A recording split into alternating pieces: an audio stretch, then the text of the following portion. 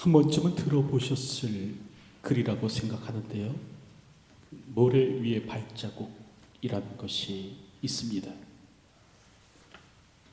어느 날 한 사람이 꿈을 꾸었습니다. 그랬더니 자신의 인생이 모래밭 위에 이렇게 발자국으로 이렇게 길게 이어져 있더라는 거죠. 근데 너무나 감격스러운 것은 그 발자국 중 하나는 자신의 발자국이었고 또 다른 하나는 주님의 발자국에 찍혀 있더라라는 겁니다. 근데 가만히 그 발자국을 살펴보니까 인생의 어려운 고비 때마다 그 발자국이 하나만 있더라라는 거죠. 두 사람의 발자국에서 한 사람의 발자국으로 바뀌더라라는 겁니다. 이것에 이 사람이 크게 실망하고 예수님께 묻습니다.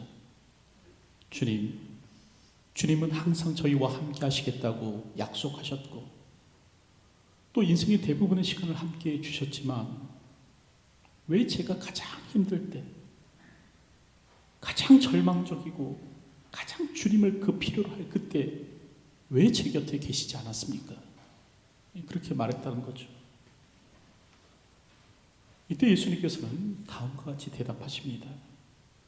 사랑하는 아들아, 나는 너를 결코 떠난 적이 없단다. 내가 힘들었고 고통스러웠던 그 순간 한 사람의 발자국이 나 있는 것은 그때 내가 너를 업고 걸었기 때문이야. 그랬다는 것이죠. 여러분, 이렇듯 오늘 우리의 하나님은 어떤 분이신가? 오늘 우리가 비록 고난의 땅 한복판을 살아갈지라도 우리와 함께 하시는 분이 우리 하나님이십니다.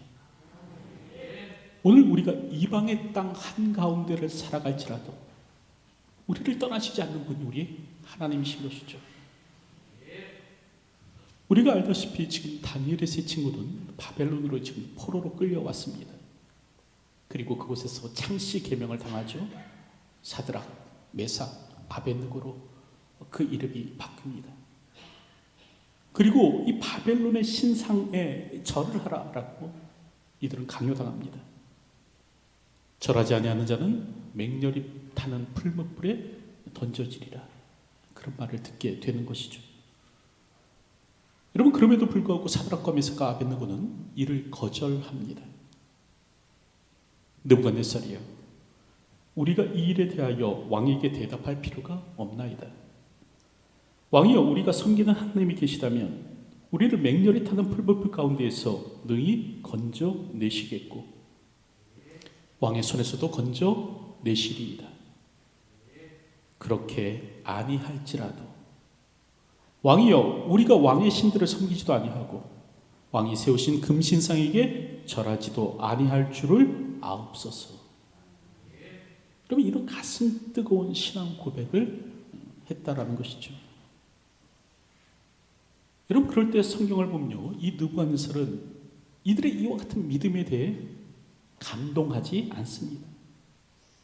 저들이 그리 아니하실지라도 라고 이렇게 고백했음에도 불구하고 이 믿음에 대해서 코웃음치는 거죠. 여러분, 이처럼 세상은 오늘 우리가 죽음을 불사하는 신앙을 가질지라도 별로 우리에 대해서 감동하지 않을 것입니다. 오늘 우리가 주를 위하여 목숨을 버릴 각오를 할지라도 별로 감격해하거나 감동하거나 하지 않을 것이다라는 거죠. 오히려 오늘 본문의 말씀과 같이 세상은 더욱더 강팍한 마음을 품을 것입니다. 우리의 신앙의 결단에 대해서 비웃고 또 조롱하고 또 때로는 박해할 것이죠. 그러나 그럴지라도 믿음의 길을 묵묵히 걷는 것이 성도입니다. 그리 아니하실지라도 라는 믿음을 가지고 사는 것이 성도이죠. 세상의 반응과 상관없이 오늘도 믿음의 길을 걸어가는 것이 교회입니다. 여러분, 이처럼 사드락과 메삭과 아벳느고는요, 그리 아니하실지라도 라는 대답을 하는데 이때 이 대답을 들은 느부갓네살이 어떻게 하는가? 얼굴빛을 바꿉니다. 19절을 보면 느부갓네살이 분이 가득하니 사드락과 메삭과 아벳느고를 향하여 얼굴빛을 바꾸고, 여기서 얼굴빛을 바꿨다라는 말은 얼굴의 모양을 바꿨다라는 그런 말입니다. 다시 말하면 이 사드락과 메삭과 아벳느고를 회유하고자 지금 느부갓네살이 유순한 표정을 짓고 있었는데, 이제 그리 아니하실지라도라는 이 말을 듣고 이 분노로 말미암아 그 얼굴을 막 심하게 일그러뜨린 겁니다. 그리고 말하죠. 그 풀무불 뜨겁게 하기를 평소보다 7배나 더 뜨겁게 하라. 그런 명령을 내린 겁니다. 하지만 여러분, 이런 명령은요, 느부갓네살의 입장에서는 별로 지혜롭지 못한 명령이었습니다.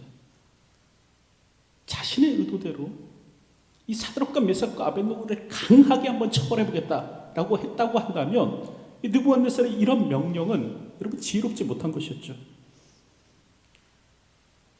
풀무불의 온도를 높이는 것이 아니라 풀무불의 온도를 오히려 낮춰야 죄수는 오래도록 고통을 당하고 결국 죽음에 이르는 것입니다. 근데 느부갓네살은 지금 반대로 하는 거예요. 분노에 휩싸여서 잘못된 명령을 하는 거죠. 여러분, 이처럼 사람이 분노에 휩싸이면 잘못된 판단을 하기 쉽습니다. 그릇된 결정을 내리기 쉽다라는 거죠. 그래서 오늘 우리는 이런 분노와 같은 그 감정에 막 휩싸일 때 중요한 판단이나 결정을 해서는 안 됩니다. 미국 격언에 판사가 아침에 무엇을 먹었는가가 정의이다, 그런 말이 있다고 합니다. 이게 무슨 뜻이냐면, 여러분, 판사가 아침을 만족하게 먹으면요, 그 마음이 막 여유로워지는 거예요. 그래서 죄수의 형량을 낮게 책정하더라라는 거죠. 근데 판사가 아침을 제대로 못 먹었습니다. 그러다 보면 막 신경이 막 날카로워져 갖고 결국 죄수의 형량이 늘어나더라라는 거죠. 여러분, 실제로 2011년에 컬럼비아 비즈니스 스쿨의 조나단 레바브 교수팀이, 연구팀이 이를 확인했습니다. 이 치안 판사 8명이 10개월 동안 1112건의 판결을 내린 것, 이걸 가지고 이제 연구를 했는데, 이 판사들이 간단하게 요기를 하거나 점심을 먹은 이후에 내린 판결은 65%가 가석방이었다는 거예요. 하지만 휴식이 끝나고 막 피로도가 점점 쌓여갈수록 이 가석방 판결률이 점점 떨어지더라라는 거죠. 여러분, 이처럼 사람은 감정에 지배받는 존재입니다. 가장 냉철한 이성을 소유해야 하는 판사 역시도 어쩔 수 없이 감정에 지배받는 거예요. 여러분, 그렇다고 한다면 이 격한 감정이 나를 지배하고 있을 때 오늘 우리는 중요한 판단이나 결정을 내려서는 안 된다는 거죠. 시간을 두고 마음을 차분히 가라앉혀서 어느 정도 그 마음이, 나의 마음이 감정으로부터 자유로운 상태가 되었을 때, 그때 비로소 이제 중요한 결정을 해야 한다는 겁니다. 그럼에도 불구하고 오늘 성경을 보면 느부갓네살은 여러분 그러지 못하는 거예요. 강한 분노에 휩싸여서 결국 어리석은 명령을 내리는데, 이로 인해서 이제 사드락과 메삭과 아벳느고는 맹렬히 타는 풀무불 가운데로 떨어지더라라는 거죠. 여러분, 당시 바벨론 문헌을 보면 이 바벨론의 화덕은 우유병 모양이었다고 합니다. 그리고 이제 위가 열려 있어서 장작을 집어넣을 수 있었고, 또 아래로도 열 수가 있어갖고 거기서 이제 재를 꺼낼 수 있었다는 거예요. 화덕의 온도는 1000도씨까지도 올라갔는데, 근데 간혹 사람을 처형할 때 이와 같이 불태우는 일을 하였다라는 것이죠. 그랬을 때 성경을 보면 그와 같은 내용이 또 성경에도 기록되어 있습니다. 여러분, 예레미야 29장 22절의 말씀을 보면 여호와께서 너를 바벨론 왕이 불살라 죽인 시드기야와 아합 같게 하시기를 원하노라 하리니, 이런 말씀이 나옵니다. 이게 뭐냐면, 예레미야 당시에도 이 시드기야와 아합이라는 사람이, 이 사람들이 구체적으로 어떤 사람인지는 모릅니다. 근데 이 시드기야와 아합이라는 사람이 이 바벨론 왕에 의해서 불태워 죽인 일이 있었다라는 것이죠. 여러분, 그럴 때 오늘 본문을 보니까 동일한 일이 지금 일어나려고 하는 겁니다.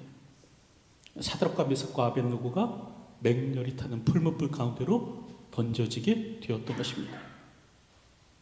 여러분, 그럴 때 아주 기이한 일이 일어납니다. 오늘 성경 24절 이하를 보면 그때 느부갓네살 왕이 놀라 급히 일어나서 모사들에게 물어 이르되 우리가 결박하여 불 가운데 던진 자는 세 사람이 아니었느냐 하니 그들이 왕에게 대답하여 이르되 왕이여 올소이다 하더라. 왕이 또 말하여 이르되 내가 보니 결박되지 아니한 네 사람이 불 가운데로 다니는데 상하지도 아니하였고 그 넷째의 모양은 신들의 아들과 같도다 하고. 여러분, 첫째로요, 이 풀무불에 던진 사람의 수가 달라졌다는 겁니다. 분명히 불 속에 던진 자는 세 사람이었는데 불 가운데 다닌 사람은 네 사람이었다는 거죠. 둘째로요, 결박하여 던졌는데 자유롭게 다니더라라는 겁니다. 그리고 셋째는 이렇게 불 속에 던져졌음에도 불구하고 저들이 조금 더 상하지 않았다는 거예요. 결박한 줄만 불타 없어졌을 뿐이지 저들의 옷이나 저들의 몸이 조금 더 상함이 없더라라는 거죠. 그리고 네 번째 사람의 모습은 신들의 아들과 같았다라는 겁니다. 여러분, 여기서 신들의 아들이라는 표현은 신적 존재, 영적 존재를 뜻하는 말입니다. 우리가 욥기 1장 6절의 말씀을 보면 동일한 말이 나오는데 거기서는 하나님의 아들들이라는 말이 나와요. 그랬을 때 욥기 1장에서 이 하나님의 아들들은 천사를 뜻하는 말이었습니다. 그래서 유대인들은 오늘 본문을 해석할 때 전통적으로 이 네 번째 인물이 천사이다 그렇게 해석합니다. 유대인의 탈무드를 보면 이 네 번째 사람에 대해서 가브리엘 천사였다 그렇게 말을 하는 거죠. 하지만 오래전부터 기독교 학자들 가운데서는 이 네 번째 사람을 구약에 나타난 예수 그리스도로 해석하는 사람들이 있습니다. 특별히 그 히브리 성경을 헬라어로 번역한 성경이 70인역인데 이 70인역에 근거해서 이 네 번째 사람을, 네 번째 인물을 예수님의 현현으로 그렇게 본다라는 것이죠. 여러분, 그럴 때 오늘 우리는 무엇이 정답인지 알지 못합니다. 왜냐하면 이 네 번째 사람의 정체에 대해서 성경이 별로 설명해주고 있지 않기 때문에 그렇습니다. 그럼에도 불구하고 오늘 우리가 한 가지 분명히 알 수 있는 사실이 있는데 여러분, 그것이 뭔가? 하나님은 고통당하는 당신의 백성과 함께 하신다는 겁니다. 그것이 천사이든지 간에 그것이 예수님의 현현이든지 간에 어쨌든 하나님은 어떤 분이신가? 고통당하는 당신의 백성과 함께 하시는 분이시다라는 거죠. 이방의 땅이라고 해서 하나님께서 저들을 떠나가시는 것인가? 그렇지 않다는 겁니다. 불문불 속에 있다고 해서 하나님께서 저들을 떠나신 것인가? 그렇지 않다는 거죠. 이방의 땅 한복판, 심지어 풀무불 가운데 있을지라도 하나님은 고통당하는 당신의 백성과 함께 하신다라는 겁니다. 여러분, 그래서 이사야서 43장 1절 이하를 보면 여러분 그렇게 말씀하세요. 야곱아, 너를 창조하신 여호와께서 지금 말씀하시느니라. 이스라엘아, 너를 지으신 이가 말씀하시느니라. 너는 두려워하지 말라. 내가 너를 구속하였고 내가 너를 지명하여 불렀나니 너는 내 것이라. 내가 물 가운데로 지날 때 내가 너와 함께 할 것이라. 강을 건널 때 물이 너를 침몰하지 못할 것이며 내가 불 가운데로 지날 때 타지도 아니할 것이요 불꽃이 너를 사르지도 못하리니 대저 나는 여호와 내 하나님이요 이스라엘의 거룩한 이요 내 구원자임이라. 여러분, 이렇듯 우리 하나님은 어떤 분이신가? 당신의 백성이 그 어느 곳에 있든지 간에 그것이 물속이든지 간에 그것이 불속이든지 간에 그들과 함께 하시는 분이 우리 하나님이시다라는 거죠. 근데 성경을 보면 야곱이라는 인물이 이와 같은 사실을 좀 잘 알지 못했던 것 같습니다. 그래서 그 형을 피해서 하란으로 도망가다가 이 베델에서 몸을 누여 잠을 자게 되는데, 그럼 그곳에서 이제 하나님을 만나는 거예요. 그랬을 때 야곱이 하는 말이 무엇인가? 여호와께서 과연 여기 계시거늘 내가 알지 못하였도다. 그럼 그런 말을 하는 거예요. 사실 하나님께서는 야곱과 늘 함께 하셨음에도 불구하고 야곱이 그것을 잘 알지 못하고 살아갔다라는 것이죠. 오늘 우리 역시도 마찬가지죠. 여러분, 물 가운데를 지나가는 것과 같은 상황 가운데에 계신 분이 계십니까? 불 가운데를 지나가는 것과 같은 그런 환경 가운데를 살아가는 분이 계십니까? 여러분, 그럴지라도 반드시 기억하시기 바랍니다. 내가 차가운 불 가운데 있을지라도, 내가 뜨거운 불 가운데 있을지라도 하나님은 그곳에서도 나와 함께하여 주신다라는 것이죠. 하나님은, 나의 하나님은 하늘의 보좌에 앉아서 그저 신선도로 하고 계신 분이 아니시다는 겁니다. 여러분, 그래서 에스겔서 1장을 보면 그런 말씀이 나와요. 에스겔서 1장을 보면 선지자 에스겔이 그발 강가에 이렇게 앉아 있습니다. 포로로 끌려가고 지금 바벨론의 그발 강가에서 앉아 있는데 한 환상을 보게 되는 거예요. 어떤 환상을 보게 되는가? 하나님께서 급히 마차를 모시고 이 바벨론에서 고통당하는 당신의 백성을 찾기 위해서 급하게 달려오시는 그 환상을 지금 에스겔이 보게 되는 것이죠. 여러분, 이렇듯 우리 하나님은 어떤 분이신가? 당신의 백성이 있는 곳이라면 그 어디든지 달려가시는 분이십니다. 심지어 그곳이 이방 땅이라고 할지라도, 심지어 그것이 불속이라고 할지라도 그곳을 향해서 오늘도 달려가시고 찾아와 주시는 분이 우리 하나님이시다라는 거죠.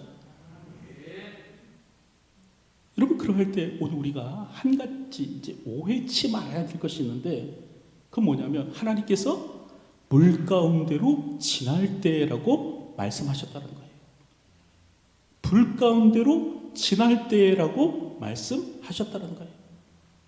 아예 물 근처도 가지 않게 해주겠다, 아예 불 근처도 가지 않게 해주겠다 약속하신 것이 아니라는 거예요. 여러분, 다시 말하면 오늘 우리가 하나님을 믿어도 오늘 우리가 차가운 물 가운데를 지나는 것 같은 그런 고통의 때를 만날 수가 있다라는 겁니다. 오늘 우리가 하나님을 믿어도 뜨거운 불 가운데로 지나는 것 같은 그런 상황을 경험할 수도 있다라는 거예요. 그러나 그럴지라도 하나님은 그곳에서도 내가 너와 함께하겠다 약속하고 계신다라는 것이죠. 여러분, 아예 물 가운데로, 아예 불 가운데로 다니지 않는 것이 아닙니다. 불 가운데로 다닐 수도 있어요. 물 가운데로 지날 수도 있어요. 그러나 그럼에도 불구하고 하나님은 오늘 우리와 함께하여 주시겠다, 주신다라는 거예요. 그리고 여기서 하나님이 오늘 우리와 함께 하신다라는 이 말은 뭐냐면, 항상 오늘 우리가 그 고난을 뚫고 그 불을 뚫고 당당하게 걸어 나올 수 있는 것은 아니다라는 말입니다. 그런 의미는 아니라는 거예요. 여러분, 하나님께서 함께 하실 때 어떤 이는요, 당당하게 불 가운데서 그 생명을 보존하여 걸어 나오는 사람이 있을 것입니다. 사드락과 메삭과 아벳느고처럼 그 불못불 속에서도, 그 뜨겁게 타오르는 불못불 속에서도 당당하게 걸어 나올 사람이 있을 것입니다. 하지만 또 어떤 이는 그 불못불 가운데서 순교의 길을 가는 사람도 있을 것입니다. 여러분, 그러나 그렇다고 해서 이렇게 불을 뚫고 나와야만 하나님께서 함께 하신 것인가? 그 순교의 길을 걸어간 사람은 하나님께서 함께 하지 않은 사람인가? 여러분, 그건 아니라는 거예요. 비록 오늘 우리가 순교의 제물이 되어서 한 줌의 흙으로 사라질지라도 하나님은 우리와 함께 하십니다. 하나님이 오늘 우리를 저버리신 증거가 아니라는 거예요. 오늘 우리는 우리의 목숨을 구원받아야만 하나님의 영광이 나타나는 것으로 생각하는데, 여러분, 그렇지 않아요. 오히려 순교자의 영광이 더 큰 법입니다. 그래서 순교자의 영광을 차지하는 사람은 별로 없어요. 세상에는 살아도 죽은 자가 있고 죽었으나 산 자가 있습니다. 믿음을 배반하고 육신의 생명을 건졌으나 죽은 자와 같이 살아가는 사람이 있는 반면에, 육신의 생명을 잃었지만 영원한 하나님 나라의 영광을 차지하는 사람이 있다는 것이죠. 여러분, 그럴 때 예수님께서는 몸은 죽여도 영혼은 능히 죽이지 못하는 자들을 두려워하지 말고 라고 말씀하십니다. 오직 몸과 영혼을 능히 지옥에서 멸하실 수 있는 이를 두려워하라 라고 하시는 거죠. 오늘도 주어진 삶을 살아갈 때 몸은 죽여도 영혼은 죽이지 못하는 세상의 권세자들을 두려워하는 것이 아니라 몸과 영혼을 능히 지옥에서 멸하실 수 있는 하나님을 두려워함으로 이 땅을 살아가시는 저희들이 되었으면 합니다. 여러분, 이처럼 오늘 성경을 보면 다니엘의 친구들이 이제 풀무불 가운데 던져지게 돼요. 그랬을 때 하나님께서는 저들과 함께 하셨고, 오늘 본문을 보니까 불이 능히 그들을 해하지 못하였다라고 말씀합니다. 머리털도 걸리지 않았고요, 겉옷빛도 변하지 않았고, 불탄 냄새도 없었더라라는 거죠. 그랬을 때 이 모습을 본 느부갓네살이 다음과 같이 말을 합니다. 오늘 보면 28절부터 29절의 말씀을 보면, 사드락과 메삭과 아벳느고의 하나님을 찬송할지로다. 그가 그의 천사를 보내사 자기를 의뢰하고 그들의 몸을 바쳐 왕의 명령을 거역하고 그 하나님 밖에는 다른 신을 섬기지 아니하며 그에게 절하지 아니한 종들을 구원하셨도다. 그러므로 내가 이제 조서를 내려두니 각 백성과 각 나라와 각 언어를 말하는 자가 모두 사드락과 메삭과 아벳느고의 하나님께 경솔히 말하거든 그 몸을 쪼개고 그 집을 걸음터미로 삼을지니 이는 이같이 사람을 구원할 다른 신이 없음이니라 하더라. 여러분, 다시 한 번 더 느부갓네살이 하나님을 찬양하는 일이 일어나게 된 것입니다. 그가 다시 한 번 더 하나님을 드디어 또 인정하는 일이 생겼다는 것이죠. 여호와 하나님과 같은 분은 없다, 이를 고백해 되었다는 것입니다. 여러분, 이처럼 성도의 영광은 어디에 있는가? 세상의 높은 지위에 있지 않습니다. 더 많은 권력, 더 많은 재물에 있는 것이 아니에요. 이 땅의 사람들로부터 인정받는 것에 오늘 우리의 영광이 있는 것이 아닙니다. 여러분, 오늘 우리는 자칫 이 30절의 말씀이요, 왕이 드디어 사드락과 메삭과 아벳느고를 바벨론 지방에서 더욱 높이니라 라는 이 구절에서 은혜 받기 쉬운데, 사실 오늘 본문의 핵심은, 오늘 본문의 초점은 이 30절에 있는 것이 아니에요. 그들이 바벨론 지방에서 더욱 높아졌다는 것에 있는 것이 아니에요. 여러분, 성도의 진정한 영광은 어디에 있는가? 오늘 나를 통하여 세상이 하나님을 알게 되는 데에 있습니다. 성도의 진정한 영광은 어디 있냐면 오늘 나를 통하여 세상이 하나님을 인정하게 되는 것, 이것에 오늘 우리의 영광이 있는 것이에요. 오늘 보면은 신앙의 절개를 지켰더니 저들이 더 잘 살게 되었다라는 것을 이야기하기 위해서 쓰인 것이 아니에요. 신앙의 절개를 지켰더니 저들을 통하여 하나님의 하나님 되심이 드러났고, 심지어는 이방의 왕마저도 하나님을 인정하게 되었더라. 그걸 갖다가 오늘 보면은 우리에게 말씀하여 주는 것입니다. 여러분, 바울과 같이 살 소망이 끊어지고 심한 고난을 받아 살아갈 용기조차 잃게 되었을지라도, 그러나 이런 나의 삶을 통하여 하나님의 영광인 그리스도가 드러나고 하나님의 하나님 되심이 드러나고 전파된다고 한다면, 여러분, 거기에 우리의 영광이 있다라는 것입니다. 비록 오늘 우리가 세상의 구경거리가 되고 하나님께서 죽이기로 작정한 자처럼 미만 아래 놓일지라도, 오늘 나를 통하여 하나님의 복음의 영광이 드러나고 하나님의 이름이 찬송받는 일이 있다고 한다면, 여러분, 거기에 오늘 우리의 기쁨이 있는 거예요. 오늘도 나를 통하여 하나님이 드러나고 하나님께서 높임을 받고 하나님께서 증거된다고 한다면, 이것을 나의 기쁨으로 삼고 살아갈 수 있는 저와 여러분들이 되었으면 합니다. 성도의 영광, 성도의 성공은 바로 여기에 있는 거예요. 이제 말씀을 맺으러 가는데, 여러분, 불 속에서도 함께 하셨던 그분께서는 세상 끝날까지 내가 너희와 항상 함께 하리라 라고 말씀하셨습니다. 하늘과 땅의 모든 권세를 내게 주셨으니 그러므로 너희는 가서 모든 민족을 제자로 삼아 아버지와 아들과 성령의 이름으로 세례를 베풀고 내가 너희에게 분부한 모든 것을 가르쳐 지키게 하라. 볼지어다 내가 세상 끝날까지 너희와 항상 함께 있으리라.